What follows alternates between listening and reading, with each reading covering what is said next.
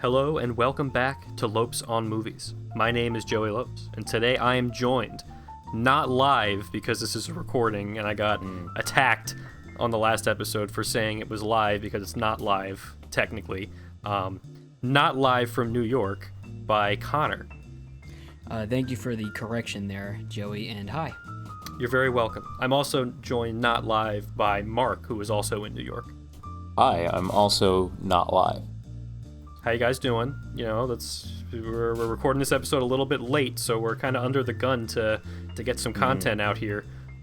Yeah, I mean, it's almost live. Yeah, I guess, yeah. We just waited, 12 hours or so, or not even. But, what can I say? Sometimes, when you're coming down to the wire to record an episode, it just gives it some energy, it gives it a little bit of pizzazz. So I think you get the real stuff. Yeah, this is going to be an exciting episode, I think.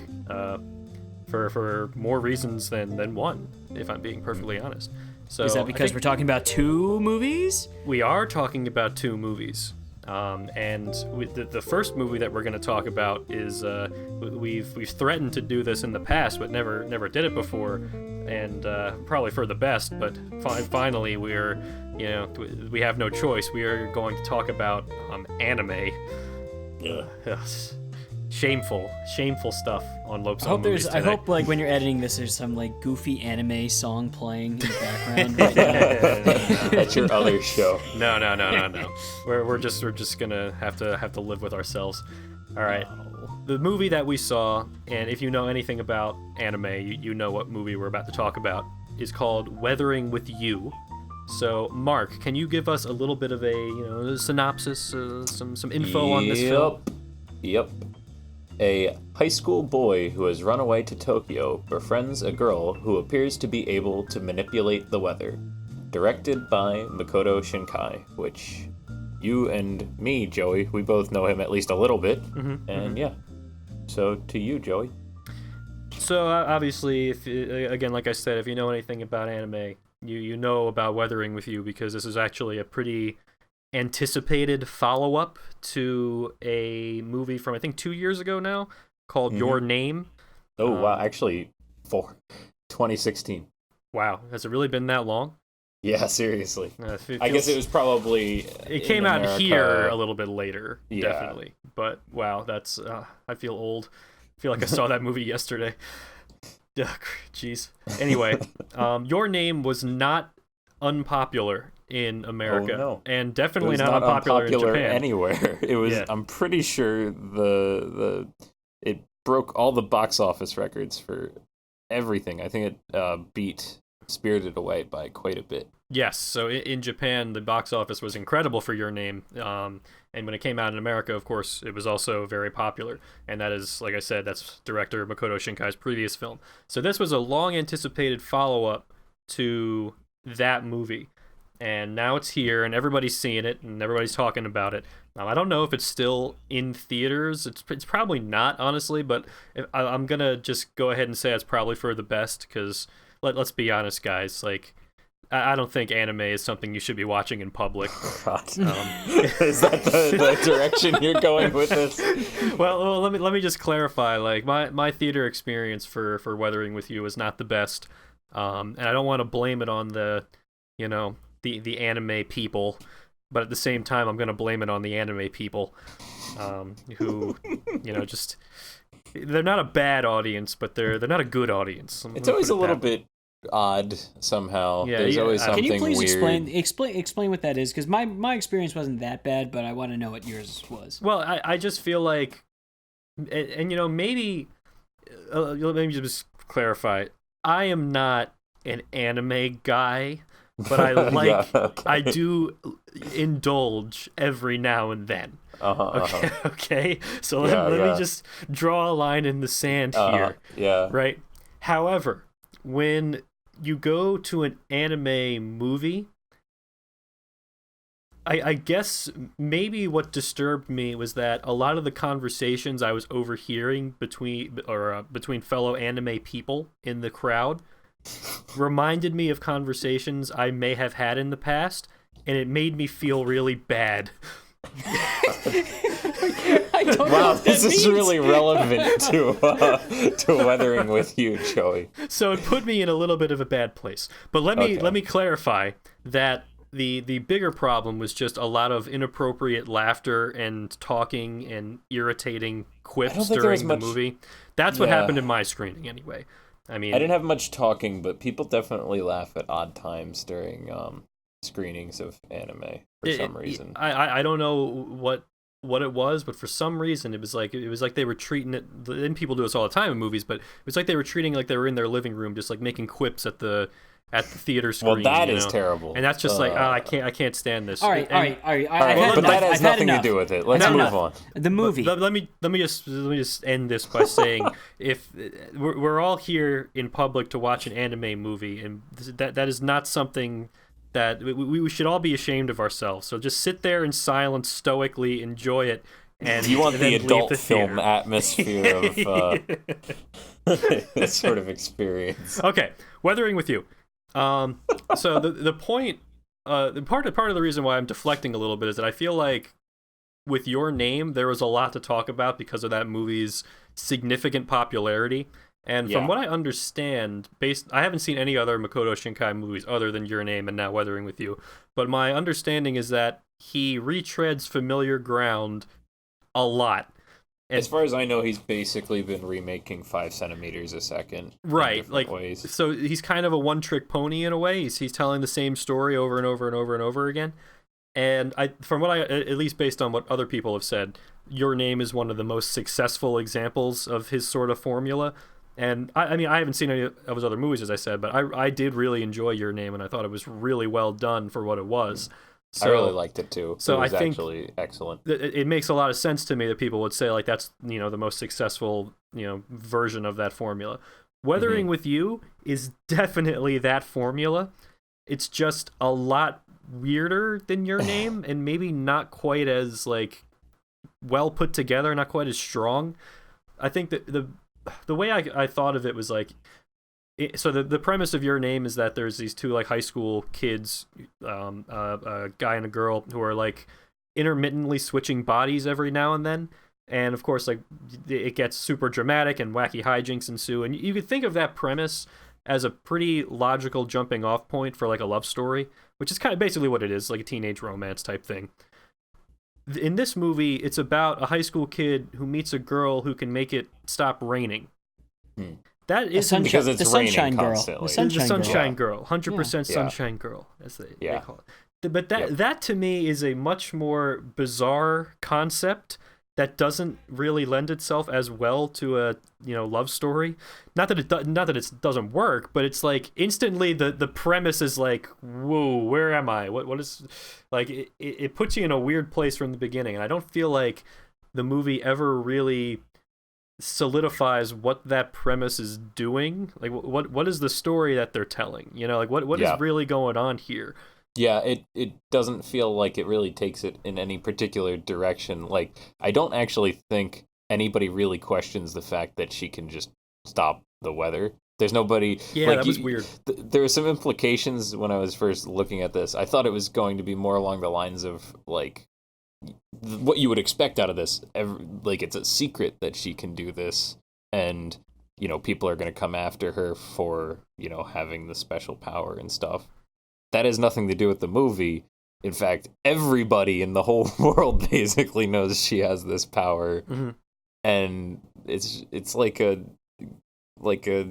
get rich quick kind of thing almost. Yeah, that's what they use it as anyway. Yeah, it doesn't really flow. Like the whole movie doesn't feel like it really ever connects with itself. It just kind of is a bunch of stuff that happens. And granted, and I think the plot beats again are like lifted straight out of something like Your Name. With, like the dramatic things hitting at the exact same points. It just doesn't feel like it comes together and builds. It doesn't earn those moments quite as much as I feel like Your Name did. Yeah, I mean Connor, that's fair. I mean, I haven't said anything yet. I mean, I agree. I haven't seen Your Name, but I do think the story is weird. The main thing that I thought was kind of strange, and I'm a little bit wary of spoilers, but I'm gonna I'm gonna delve into them a little bit. That's okay. Like, just Nobody a will tad. mind. just a tad. The main problem I had was that the relationship between these two characters, like the two leads, the high school boy and like the sunshine girl, is that they there is an attraction there, but they don't actually they don't fully connect, like which I think is a problem.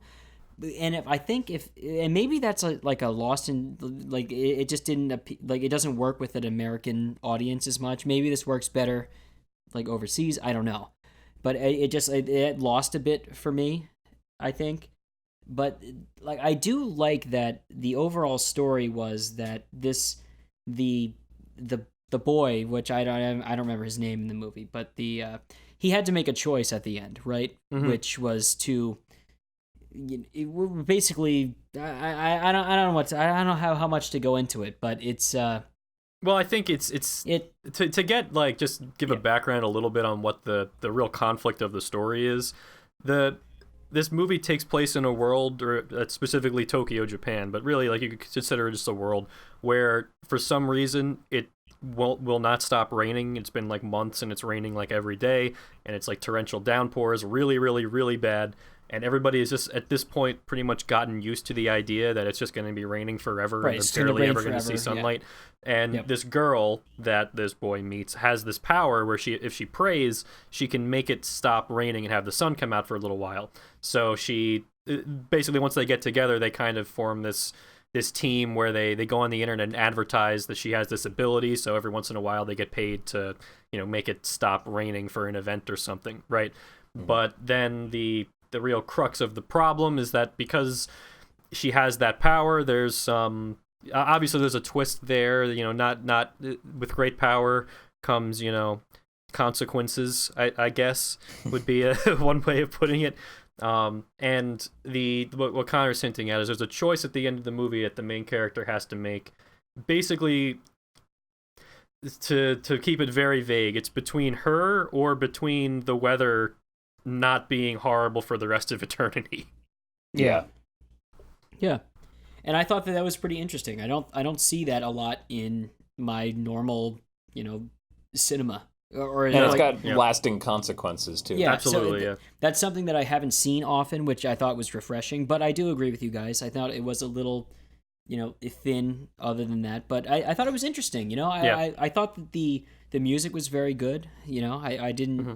I thought that the montages, there's a fair amount of those too, which were... Yeah, I think he just likes the J-pop montages. That's part of it. There's a lot of those. But, okay, so one thing about it is, I don't know if I really, really liked either of the main characters, but every single side character in this is really great. There's some really good side characters, for sure. I don't think any of them were really completely dislikable. They were all interesting. Even the like, lightly antagonistic ones, they stuck out too. Mm-hmm. The only people that aren't as memorable are the main characters. Yeah, there's really not much going on there. They're pretty much just your standard anime types, Yep. But the guy is hapless, like he's, the just usual, a dope, the usual stuff. But yeah, I mean, Connor, I actually completely agree with what you're saying, because that was the thing that stuck out to me the most, especially after the movie ended and like what choice is made. Because it's pretty like, just thinking of the implications of that choice, and either way you're left with something to think about, I think. Yes. Mm-hmm. And absolutely. I'm not entirely sure how I feel about how it ended, not in like a moralistic way, but just like that's very interesting and strange, what I mean? So I definitely, like, if there's anything from Weathering with You that has stuck with me more so than even something like Your Name, which definitely, like, I think it's a fantastic romance story. I think that one particular element of Weathering with You is unique and bizarre and interesting, and will probably it's something I'll remember at the very least. And I apologize that we have to be so vague, but like, if you're gonna go see Weathering with You, I feel like part of the fun of the movie is the mystery kind of unraveling before you. So I'd rather not get too I agree. specific. One thing I can say is that I think the art is great. I like the music, and especially the animation of the rainfall also, I thought was really excellent. It looks really nice. I mean, when you're making a movie about rain and the weather, I feel like they probably had months and months of meetings just to figure out how to get that right in this thing. And I think they nailed it. But if there's a lot of great night shots. If there's one thing that I'm not a fan of in Weathering with You, it's this trend, I think, that's been going on for a little while now, of every once in a while having a fully 3D shot in your anime movie. I despise that. That is terrible. It's was like, awful. It's like, the movie looks so great when it's in 2D, and then suddenly you just give us this one... It's like Microsoft Flight Sim 1998 tier. It's like, no, don't do that. No, I despise it. They do this in anime all the time, too. Like, it bothers me all the time that when I see it. It almost turns you off immediately. Like, no, it completely does. You either got to go all in or not at all. Yeah. Like, you can't just insert shot it and then just expect it to get away with it as if nobody is going to be like, ew. Yeah, I mean, it's just a horrible like cityscape scene too. Yeah, it looks like a PS2 game. Totally needless. Totally needless. It was very bad. It reminded me of our experience watching Dragon Ball Z Broly. I was just going to say that. Oh my god! It reminded me. One of what's worse about aside, the worst thing about Dragon Ball Z Broly is that Dragon Ball Super Broly. Connor. Whatever. Please Dragon Ball Super. Do not sully the name of Dragon Ball Z. All right, I apologize. Is that's like the first scene? Is that you see the 3D stuff, and then you're like, oh no, I'm not gonna like this. I'm not gonna like this. And then, but that aside, aside from your occasional mediocre bad 3D shot, Weathering with You looks phenomenal, and it's, I'm saying that it's not as solid as Your Name, but I still think it's better. It's a worthy experience, though. Yeah, it's still good. It's still a good movie. I would see Your Name first, so that if you haven't seen a Makoto Shinkai movie, you're seeing the best one of that formula first, so that it's not ruined for you. I guess 5 centimeters per second is actually. Oh, I've heard that one's good too. Yeah, might be also recommendable on that front. Of course.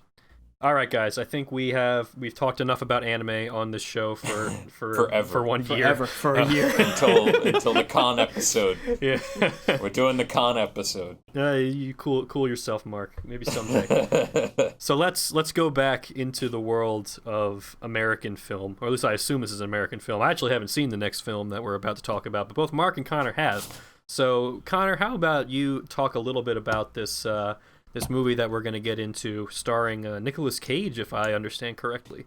You are right. You're right, Joey. So this is called Color of Outer Space, or Color of Space. Color Out of Space. It's called Color Out of Space. The grand return of Richard Stanley, who I don't know if people are familiar with Richard Stanley, but he's kind of been in exile since the, turmoil of the famous island of Dr. Moreau. Is that what it's called? Oh my god, I don't think I know anything about Richard Stanley. I don't know this. Wait, none of you know anything about? No, I have no idea. Mm-hmm. Please explain, Connor, because this sounds like an interesting story. Wait, you don't know about this stuff? Yeah, explain it. I'm sure nobody else does either. Wait, the island of Dr. Moreau was this grand project that had that he was the director of initially, and it starred Marlon Brando, and Marlon Brando was crazy on the whole shoot, and didn't read any of the scripts, and just showed up with an earpiece in and would do whatever he wanted, and then Richard Stanley got fired, and then was off the project, and then showed up as he actually appears in the movie, but no one knew he actually did appear in the movie as a monster in the film or something, in disguise. And then he was just in exile for a while. Wait, you guys don't know about this whole thing? No, I have no idea. That's awesome. Oh, okay. Holy well, yeah, there's a lot of backstory with this guy Richard Stanley, and but what do you know? I guess he's back. Yeah, so you've seen the film, so you can clearly tell that this guy has got some ideas, right? Yeah, he's got some stuff going on. Okay, so Color Out of Space is based on an H.P. Lovecraft novel, or a short story, I guess. Short stories. Short story. Okay, so let me read the synopsis off of IMDb. A secluded farm is struck by a strange meteorite. which has apocalyptic consequences for the family living there, and possibly the world. So, Mark. Yes. What did you think of Color Out of Space? All right, so I'll preface it with like what I thought of this movie. I think maybe a decent amount of people might be a little worried at the start because it starts kind of slow and it starts a little bit clunky. But then as it keeps going, it keeps building up steam and it keeps building and building and things get weirder and weirder and stuff starts like connecting and things start popping off. And then by the end of the movie, it's just it turns into this incredible, glorious train wreck of a crazy B-movie.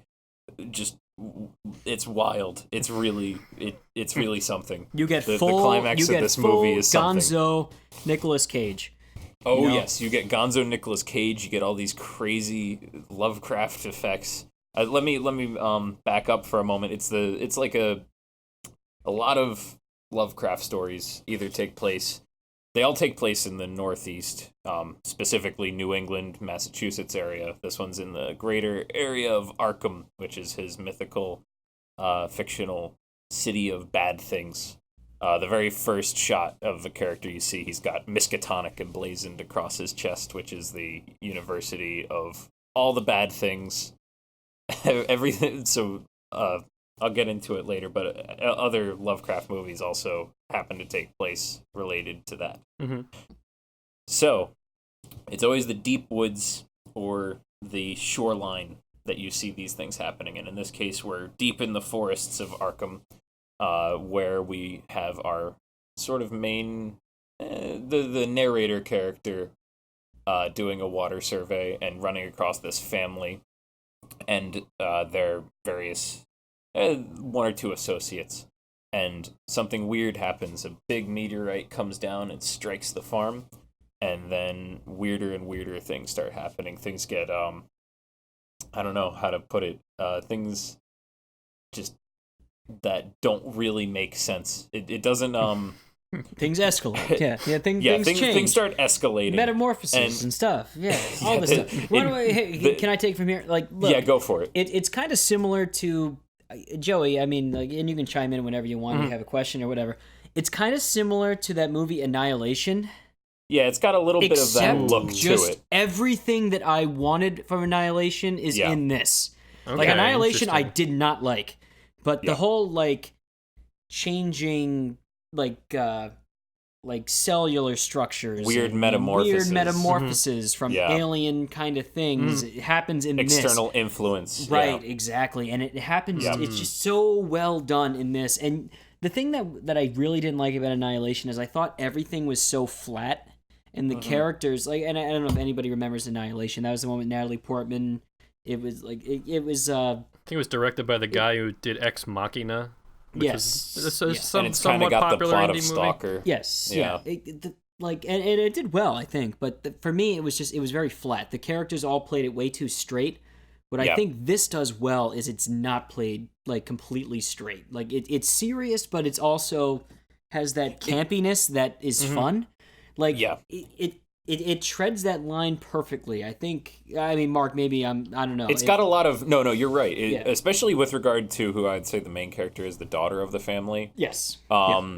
They play at camp long enough that you can kind of let your guard down, but then they'll actually ramp it up into like really freaky... Like there's a couple of moments in this that are actually genuinely unsettling. Oh, yeah, absolutely. In a good way. Like you get some great like Lovecraft kind of monsters...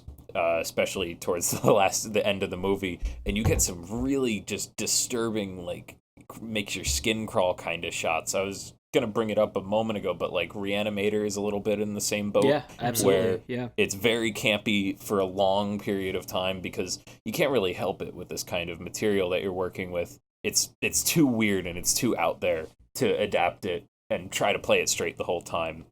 Yeah, but you can have those moments of just like gripping like terror in this. Like there's a long period of investigation and gestation and just like kind of like letting this weird happening sit for a long while, and then things just start going off the wall. Yeah. It. I don't want to spoil too much, but Annihilation is a very good comparison for what you've seen on the poster, I'm sure. Annihilation is a very good comparison for what this ends up at. And Nick Cage starts out pretty muted, but then there's like a switch flipped at some point. Not anything that you necessarily see, but like everybody starts getting a few screws loose. Nick Cage more so than anybody else. Yes. And it's amazing to watch. Yeah, he was especially if you're a Nick Cage fan. The perfect cast. Yes, like absolutely was Nick. And he's believable. It doesn't feel like it doesn't feel forced. It's Nick Cage playing a Nick Cage freak out character, but in this particular thing, it makes sense more than any. The odd thing is he plays a lot of characters that kind of end up in this situation, doesn't he? He does. But you know what? He's so good at this. Like, here's the thing. So I was never a huge Nicolas Cage fan. Like, because I just thought that I know I guess was a good actor. And I liked him earlier in his, Wild at Heart kind of era. Mm-hmm. But then he did so much, like, just bland performances. I'm thinking was it called City of Angels? No? What was the movie I wouldn't know. What was Remember the movie Next? Just there's so many just bland movies that he did, but he's really finding these roles now. Like, I also compare this one to Mandy, which I think which is similar. Like, where he finds these roles where these directors just can get exactly what they need out of this kind of person. He's just the guy. Yeah, he can just deliver these performances where they need someone that can just like go all in and freak out and it just works so well. Oh man, him in the last the final 20 minutes of this movie is just something else. It's so good. He's nobody else could play that character. It's incredible. Oh man, yeah. So in case it didn't come through before, I'm a pretty big fan of the Cthulhu mythos in general, so this was quite up my alley. I would have watched this regardless, and I was pretty ready to like it because I was pretty sure it was going to be in that ballpark of Reanimator. I didn't expect it to be better than Reanimator, which was pretty darn cool. Yeah, this is actually really great, this movie. Yeah. And the thing that I'm looking forward to is that Richard Stanley said he has a whole trilogy in mind. Oh, that's great. Man, you could do that so easily. Yeah, exactly. Oh, and I didn't even mention, even the little side things. Like, there's, a crazy guy who lives in the woods of their property. It just feels like those, it's so Lovecraft to just have, these little locations that you really dig into, and you have these, just weird people living in them. Did you know who that guy was that's in the woods? No. That's Tommy Chong from Cheech and Chong. That's crazy. Yeah, Cheech from Cheech and Chong, hey man, the stoner guy. He's great in this. Perfect. Yeah, he's perfect. It's perfect. He's excellent. It's so good. All right, guys, so we're gonna have to wrap this up, but I gotta say that you have convinced me that this is a movie that is very much worth going out to see. Unfortunately, here in Delaware, I do not believe it is playing anywhere yet. I don't know if it's going to open wide. Probably not, I would think, honestly. I would definitely doubt it, but... I hope, oh man, it would be great. I do believe it's playing in Philadelphia, though, at the Ritz 5 movie theater. Maybe go see Color Out of Space at the Ritz 5 in Philadelphia when you get the chance, because I definitely feel like now I kind of want to do that. But what can I say, guys? We have reached the end of our time here together tonight. I guess to morning. This morning. You're not at night, guys. Remember, right, we're not live. Joey, what's going to be next week? Well, Connor, next week is going to be our long-awaited Oscar 2020 episode, where we decide out of the Best Picture nominees. What's the Best Picture? What's going to win? What's going to lose? Yeah. And we're going to talk about the movies that we haven't talked about previously on the show. Yeah, this is actually I think between all of us we've seen every movie that was nominated for Best Picture except maybe Ford versus Ferrari, because there's always one that slips through the cracks. But I'm going to try to see that. I'm going to try to see that before the show. We'll try to see it. But until then, everybody, I want to thank you for listening. What can I say? Have a lovely rest of your day. Bye. Bye, everybody.